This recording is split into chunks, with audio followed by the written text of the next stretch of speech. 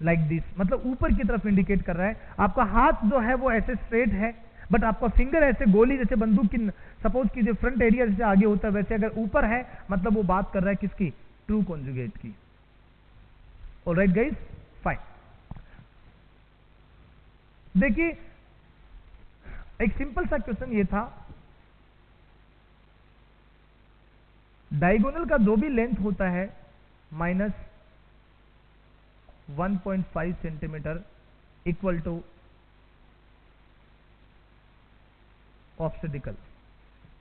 मतलब अगर आपको, मेरा कहने का मतलब ये है कि सपोज मैं ये कहता हूं कि डायगोनल 12.5 है, डायगोनल कितना 12.5 सेंटीमीटर है। आपको क्या करना होता है, बेसिकली ऑब्स्टेकल निकालने के लिए डायगोनल का जो भी लेंथ होता है उस डायगोनल के लेंथ में से आपको माइनस करने होते हैं। कितने माइनस करने होते हैं, you have to subtract the 1.5 centimetre. आपको क्या काम करना पड़ेगा, यू हैव टू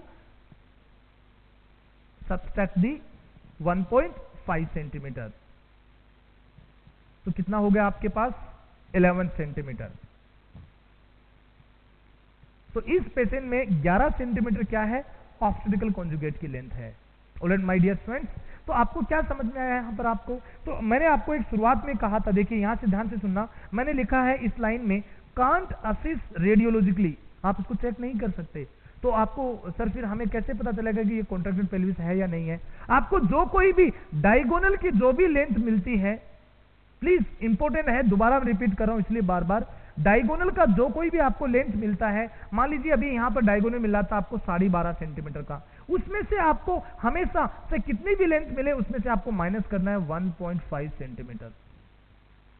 तो डायगोनल में से अगर आप 1.5 माइनस कर दोगे, 1.5 सब्सट्रैक्ट कर दोगे, तो आपको जो लेंथ मिलेगा, आपको जो आंसर मिलेगा, वही आपका क्या होगा, ऑब्स्टेकल कॉन्जुगेट होगा। वही आपका क्या होगा, ऑब्स्टेकल कॉन्जुगेट होगा। तो आई थिंक अब हर स्टूडेंट को यह चीज क्लियर हो गई कि हमें ऑब्स्टेकल कॉन्जुगेट को कैसे निकालना है, वो चीज हमारे लिए इंपॉर्टेंट है। तो डायगोनल की जो भी लेंथ आपके पास आती है उसमें से आप 1.5 सेंटीमीटर आप माइनस कर दीजिए, आपका आंसर आ जाएगा ऑब्स्टेकल कॉन्जुगेट का। फाइन।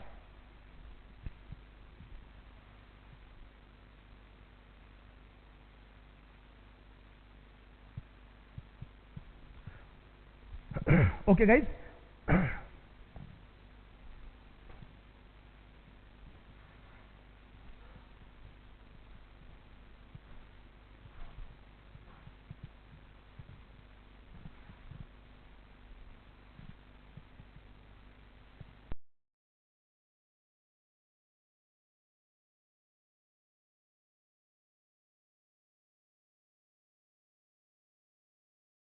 एक क्वेश्चन पे मैं आपको दोबारा से लेके चलना चाहता हूं।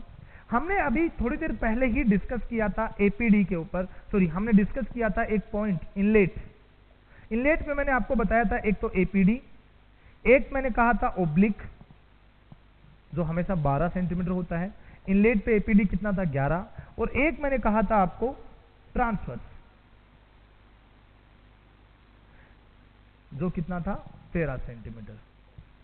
एपीडी के बारे में मैंने अभी आपको 3 अलग अलग बताए थे, एक कहा था ट्रू, एक ऑब्स्टेकल कॉन्जुगेट और एक लास्ट में डायगोनल कॉन्जुगेट। ये तीनों हमारे क्लियर हो गए थे, इनके बारे में शायद किसी भी स्टूडेंट को आपको कोई डाउट नहीं है। फाइन। अब पॉइंट ये है कि जैसे सपोज मैं बात करता हूं गायनेकोइड पेल्विस की, तो गायनेकोइड पेल्विस में क्या होता है, एट इनलेट, इनलेट पे जो होगा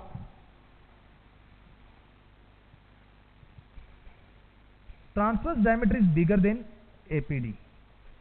देखा आपने ट्रांसवर्स कितना होता है इनलेट पे 13 सेंटीमीटर, और एपीडी कितना होता है 11 सेंटीमीटर। तो बड़ा कौन सा है 13 सेंटीमीटर। तो ऐसे क्वेश्चन आते हैं आपके पास में बहुत सारे घुमा के, उल्टे सीधे क्वेश्चन आ सकते हैं एग्जाम में कि इनलेट के ऊपर कौन सा डायमीटर बड़ा होता है, तो transfer is greater than the APD. But अगर आप बात करते हो आउटलेट की, if you talk about the outlet, तो वहां उल्टा होता है, वहां एपीडी जो कि 13 सेंटीमीटर है, it is greater than the transverse.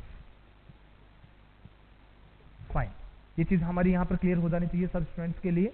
Alright, अब इंपॉर्टेंट पॉइंट ये है कि जब आप इनलेट पे आते हो तो एपीडी का मतलब क्या है, सैक्रल प्रोमोन्टरी टू सिम्फाइसिस प्यूबिस। इन दोनों के बीच की जो लेंथ है उसको हम क्या कहते हैं, हम उसको कहते हैं एपीडी।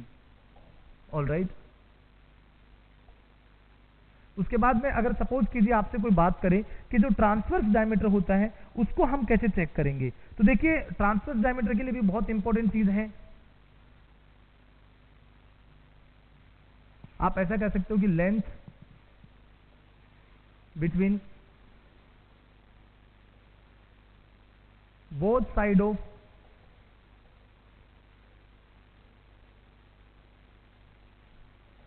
ये सब स्टूडेंट्स को लिखना है, ये वाला point everyone should write down this one. मैंने कहा है कि length between both side of iliopectineal line, दोनों साइड की जो इलियोपेक्टिनल लाइन है, दोनों साइड का जो इलियोपेक्टिनल लाइन है पेल्विस के अंदर, उन इलियोपेक्टिनल लाइन के बीच की दूरी को हम क्या कहते हैं, ट्रांसवर्स डायमीटर कहते हैं। क्या कहते हैं, ट्रांसवर्स डायमीटर एट इनलेट। मैं इनलेट की बात कर रहा हूं पूरी तरीके से। तो the length between both side of iliopectineal line is called transverse diameter. अब लास्ट में हमारे पास क्या बच जाता है, लास्ट में हमारे पास बचता है ओब्लिक डायमीटर। तो ओब्लिक डायमीटर के अंदर हम ऐसा कह सकते हैं कि like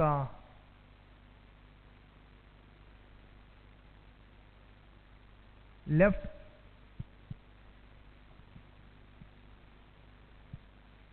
इलियोप्यूबिक eminence, left iliopubic eminence to right sacroiliac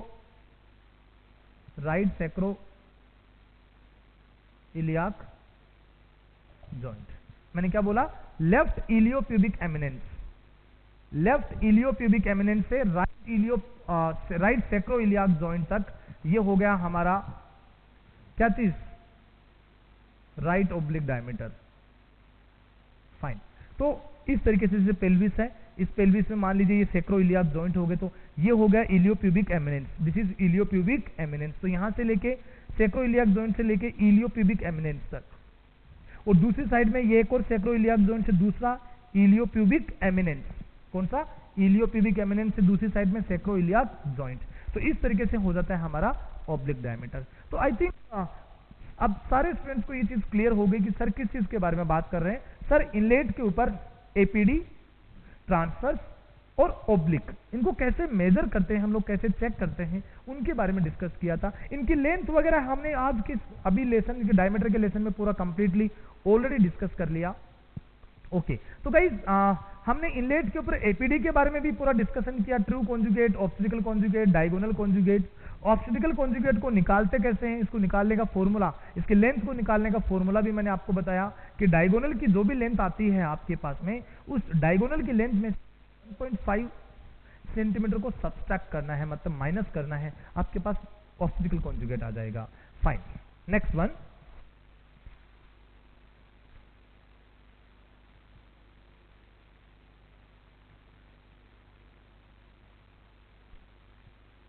okay, एक आपको मैं यहां पर एक ट्रिक दे देता हूं, लाइक एक आइडिया आपको मिल जाएगा इस चीज के अंदर कि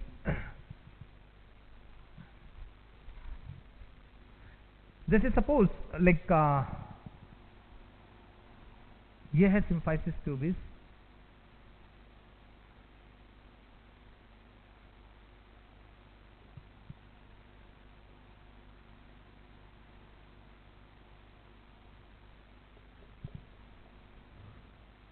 ओके।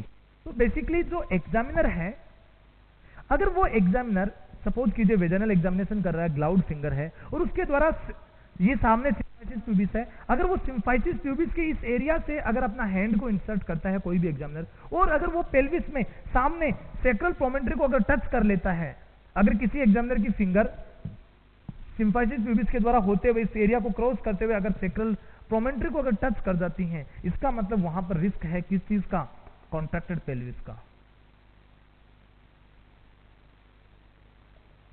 बिकॉज इसका मतलब क्या हुआ, इसका मतलब यह हुआ कि आप डायगोनल कॉन्जुगेट है वो कैसा है, स्मॉल है। अगर डायगोनल स्मॉल है तो ऑब्वियसली ऑब्स्टिकल कॉन्जुगेट कैसा होगा, ये भी तो स्मॉल होगा। बिकॉज मान लीजिए डायगोनल की अगर लेंथ मैं इसे बोल देता हूं कि 11.5 आई है, या मैं ऐसा कह देता हूं 11 सेंटीमीटर डायगोनल है, तो डायगोनल अगर 11 सेंटीमीटर है तो ऑब्स्टिकल कितना होगा? ऑब्स्टिकल ऑब्वियसली वहां पर 9.5 होगा, बिकॉज आपको 1.5 माइनस करने होते हैं, राइट। तो ऐसा माना गया है कि अगर आपकी फिंगर, ये एक ट्रिक है आपके लिए एग्जाम में पढ़ने के लिए, बहुत अच्छा पॉइंट है प्रैक्टिकल एग्जाम्स के लिए, कि अगर आप सेक्रल प्रोमेंट्री को अगर आपका फिंगर टच हो रहा है, इसका मतलब क्या है? आपका जो पेल्विस है वो डेफिनेटली कैसा है? कॉन्ट्रैक्टेड पेल्विस है। एक वर्ड जो इंट्रास्पाइनस के लिए आता है, जैसे ये इंट्रास्पाइनस है, अगर इंट्रास्पाइनस में मान लीजिए अगर किसी का फिंगर इस तरीके से, एक साइड में फिंगर और दूसरी साइड में ये फिंगर लाइक दिस, अगर किसी एग्जामिनर का फिंगर पेल्विस में इंसर्ट करने के बाद में अगर वो लेटरली जाता है और लेटरली अगर वो दोनों साइड के इंट्रास्पाइनस प्रोसेस को अगर फील कर पाता है अपने फिंगर से, इसका मतलब वहां पर डीप ट्रांसवर्स अरेस्ट की रिस्क है। इसका मतलब इंट्रास्पाइनस जो डायमीटर है वो लेस देन 10.5 सेंटीमीटर है। ये एक आइडिया है आपको चेक करने का कि आपकी जो बायलेटरल फिंगर है, दोनों फिंगर अगर आपके इस्कियल स्पाइन को टच कर रही हैं, इसका मतलब 10.5 सेंटीमीटर से कम है, करीबन 10 या 9.5 के आसपास में है। अगर कोई भी इस्कियल स्पाइन, मतलब पेल्विस में हमेशा डॉक्टर जो है वो लेंथ, ऐसा थोड़ी है कि कोई स्केल लेके अपने से अपनी लेंथ को चेक कर रहा है, वो जनरली फिंगर को इंसर्ट किया और दोनों साइड से अगर उसको इस्कियल स्पाइन फील नहीं हो रहे, इसका मतलब 10.5 से ज्यादा है। अगर दोनों साइड से फील हो रहे हैं मतलब 10.5 से कम है। ऑलराइट, तो ये एक प्रैक्टिकल तरीके से मैंने आपको बताया कि दोनों साइड से अगर इस्कियल स्पाइन फील होते हैं मतलब उनके बीच का जो डिस्टेंस है वो कम है, अगर फील नहीं होते मतलब डिस्टेंस है वो ज्यादा है, मतलब कोई दिक्कत नहीं है, वहां पर डीप ट्रांसवर्स अरेस्ट है जो बेबी के हेड का वो नहीं होने वाला है। ओके,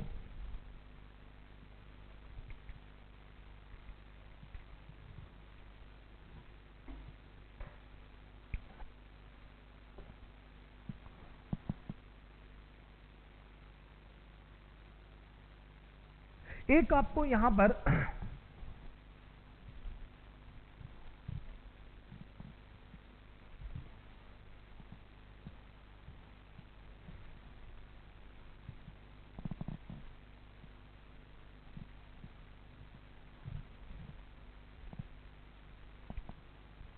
गाइस एक वर्ड आता है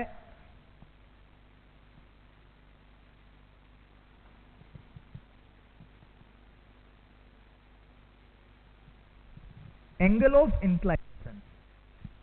एंगल ऑफ इंक्लाइनेशन का क्या बेसिक, एंगल ऑफ इंक्लाइनेशन का मतलब ये होता है the pelvic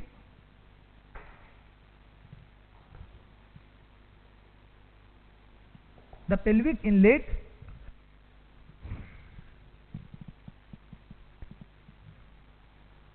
pelvic inlet and cavity, they are not completely horizontal।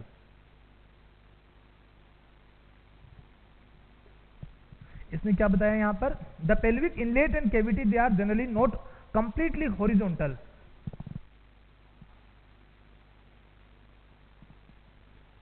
they are tilted forward। they are basically what? they are tilted forward। मैं इस चीज की बात कर रहा हूं, अगर किसी स्टूडेंट को नहीं समझ में आया तो लाइक दिस,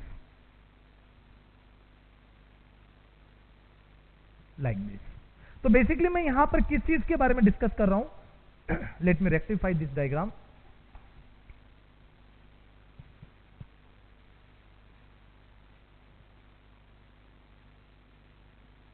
लाइक दिस, तो ये बेसिकली लाइक ये हो गया,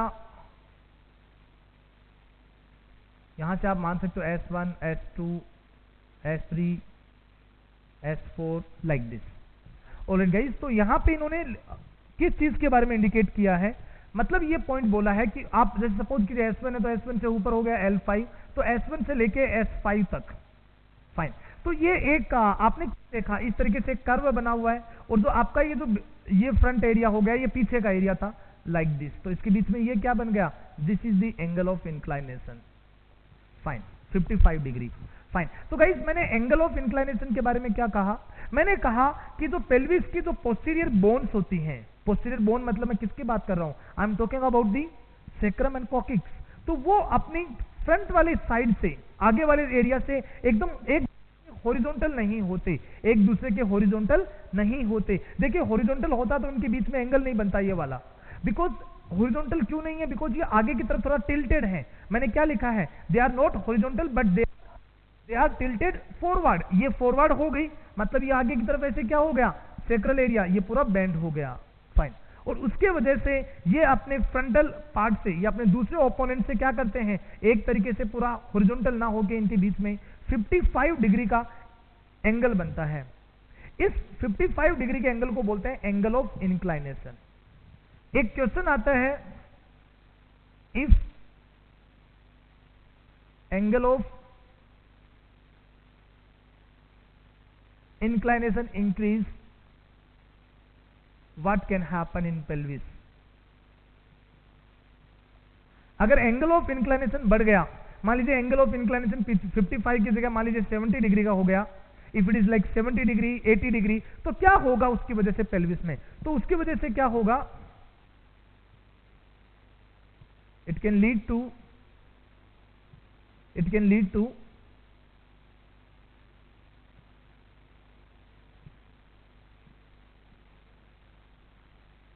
डिफिकल्टी इन इंगेजमेंट। की वजह से क्या होगा, फिटस के हेड की जो डिफिकल्टी है वो किस चीज में हो जाएगी, इंगेजमेंट, और उसकी वजह से क्या होगा, प्रोलॉन्ग्ड लेबर। अगर एंगल ऑफ इंक्लिनेशन बढ़ गया, अगर एंगल ऑफ इंक्लिनेशन हो गया कोई दिक्कत नहीं, कुछ नहीं होगा, बट अगर एंगल ऑफ इंक्लिनेशन अगर बढ़ गया तो उसकी वजह से वहां पर क्या प्रॉब्लम होगी, if the angle of inclination is increase it will delay in the engagement of the foetal head. ये चीज क्लियर है सब लोगों के लिए। मैंने क्या बोला, इसकी वजह से क्या होगा, it will lead to difficulty in the engagement, या आप ऐसा कह सकते हो it will lead to in the delay in engagement. Alright, तो ये एक प्रॉब्लम होती है कब, अगर एंगल ऑफ इंक्लिनेशन क्या हो जाए, इंक्रीज हो जाए। ये एग्जाम के लिए अच्छा क्वेश्चन आपके लिए, प्लीज याद रखिए। नॉर्मल इंक्लिनेशन में कितने डिग्री का कोण बन रहा है, एंगल बन रहा है 55 डिग्री का इंक्लिनेशन बनता है हमेशा। ओके डन, ये एक और हमारा पेल्विस से रिलेटेड क्वेश्चन क्लियर हो गया।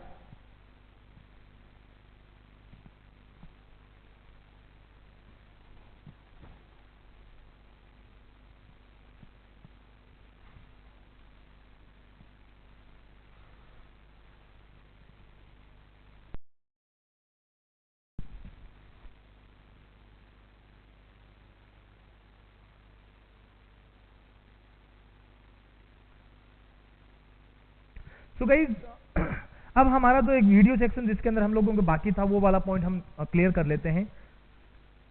Like we were discussing regarding those APD diameters, let's begin that one now.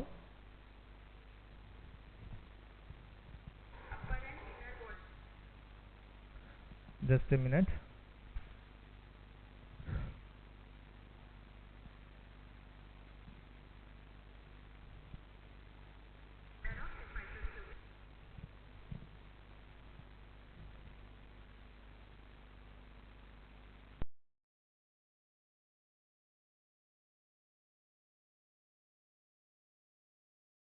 All right, so guys,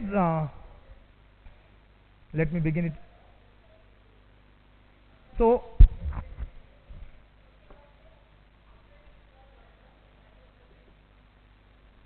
सबसे पहले हम किसके बारे में डिस्कस करेंगे, डायगोनल सॉरी ट्रू कॉन्जुगेट। तो upper border of symphysis pubis to sacral promontory, this is called as true conjugate.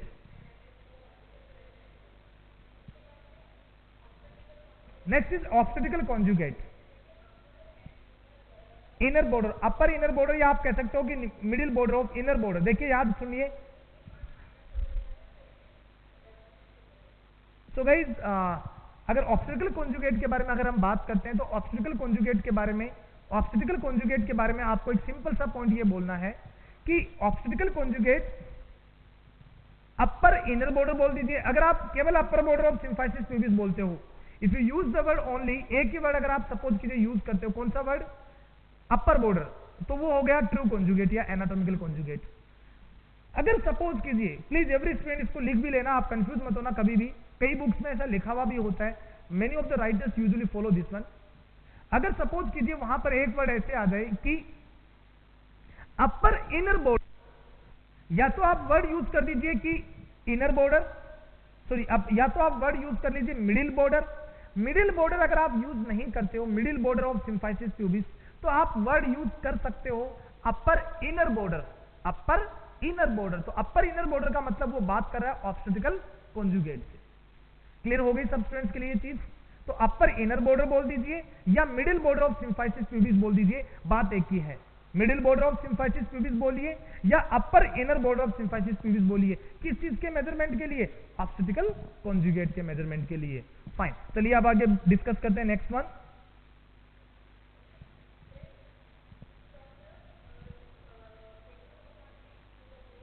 Now this is the lower border की जब बात आती है तो आप किसके बारे में मैडम बात कर रहे हैं?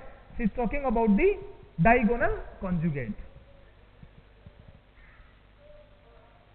तो गाइस डायगोनल कॉन्जुगेट कितने सेंटीमीटर का होगा? डायगोनल कॉन्जुगेट हमेशा 12.5 टू 13 सेंटीमीटर होगा।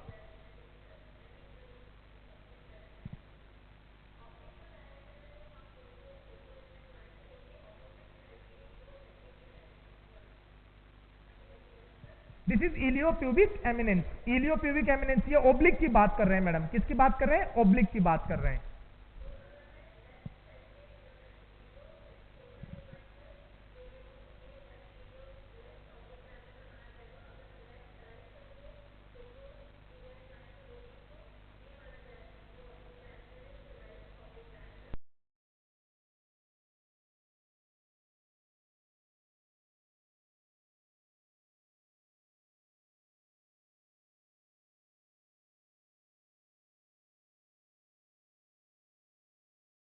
सो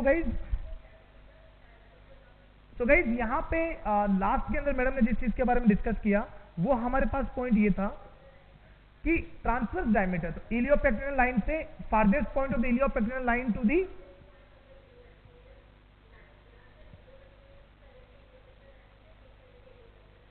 तो दोनों इलियोपेक्टिनल लाइन के बीच में, दोनों इलियोपेक्टिनल लाइन के बीच का जो डिस्टेंस होता है उसको हम क्या कहते हैं? वो उसको हम कहते हैं ट्रांसवर्स डायमीटर। तो हमारे ओब्लिक क्लियर हो गया, ट्रांसवर्स क्लियर हो गया, एपीडी का क्लियर हो गए। Fine, so this is all about the diameters at the APD. Fine, so guys by this one we have finished about the different diameters. Now let's discuss regarding this point. So guys एक और point के बारे में हम लोग थोड़ा सा discuss कर लेते हैं। दैट इज लाइक अगर आपको यहां पर फिंगर में अगर आप यहां पे देखोगे, so can you see that this examiner finger, मैंने इसके बारे में आपको पहले भी एक्सप्लेन किया था एक बार। So this one is what, ये जो हम लोग चेक कर रहे हैं ये है हमारा डायगोनल कॉन्जुगेट। अगर सपोज कीजिए एग्जामिनर का फिंगर देखिए, सपोज कीजिए लाइक ये है सिम्फाइसिस प्यूबिस, जहां पे मेरा फिंगर है, this one is the symphysis pubis, और ये है सेक्रल प्रोमोन्ट्री। ये क्या है हमारा, जहां पर मेरा दूसरा फिंगर है, this is the sacral promontory. तो ये जो आपने देखा कि एग्जामिनर का जो फिंगर है वो लाइक दिस, इस तरीके से है। तो इट मीन्स अगर आपके एग्जाम में ऐसा कोई डायग्राम आता है, स्ट्रेट ऐसे जा रहा है आपका हाथ, इसका मतलब आप कहां से जा सकते हो? आप सिम्फाइसिस प्यूबिस के ऊपर से थोड़ी जा सकते हो पेल्विस में, ऑब्वियसली आपको कहां से जाना पड़ेगा? आपको नीचे से जाना पड़ेगा। इसका मतलब आपका फिंगर नीचे की तरफ है, इस डायरेक्शन में है। इसका मतलब आप डायगोनल को चेक कर रहे हो। किसको चेक कर रहे हो? डायगोनल को चेक कर रहे हो।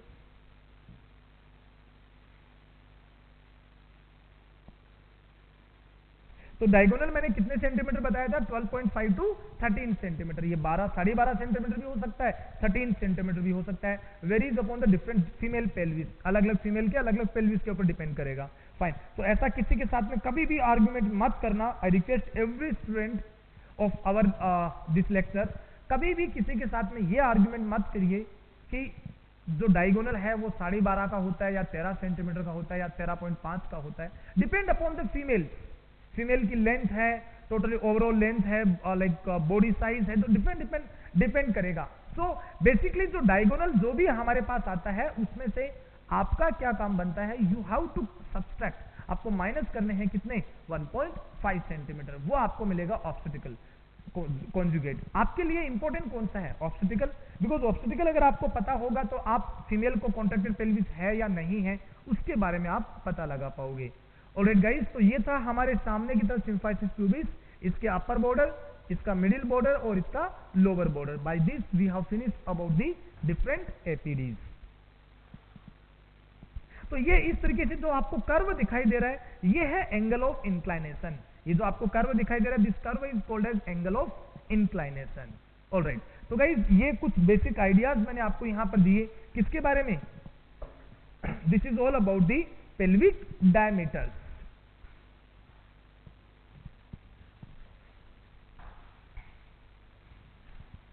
So dear students, in this lecture we have discussed about the pelvic bones के बारे में मैंने डिस्कस किया, innominate bones, pelvic sacral bone and coccyx bone. उसके बाद में मैंने डिस्कस किया इनोमिनेट बोन में आपको बताया ऊपर की तरफ इलियम था, नीचे की तरफ इस्चियम था और आगे की तरफ जो जॉइंट के पास में था that is the pubic bone. Fine, उसके बाद हमने डिस्कस किया रिगार्डिंग इनलेट, उसके बाद केविटी एंड आउटलेट। केविटी रखना 22 मिड पेल्विस का पॉइंट होता है 10.5 सेंटीमीटर वाला, इसके बारे में हमें याद रखना है। इसके स्पाइन की मैं बात कर रहा हूं। फाइन, नेक्स्ट फाइनली था आउटलेट। देखिए आउटलेट के ऊपर आपके डायमीटर्स जो होंगे, आउटलेट के ऊपर डायमीटर्स उनको आप कहां से कैसे चेक करोगे, वो मेनली हमारे लिए इंपॉर्टेंट होंगे किस चीज के लेके, इस्चियल ट्यूब्रोसिटी। हमारा पेल्विस के आउटलेट में क्या है, ट्यूब्रोसिटी। पेल्विस के आउटलेट में मैंने कहा था गायनेको एपीडी है वो 13 सेंटीमीटर है और ट्रांसवर्स कितने सेंटीमीटर का, 11 सेंटीमीटर का होता है। मतलब इसका मतलब ये हुआ इस है वो आप इस तरीके से समझ सकते हो, ऊपर की तरफ लाइक दिस। फाइन, ट्रांसवर्स थोड़ा सा बड़ा हो गया, एपीडी है वो थोड़ा सा छोटा हो गया। ओके,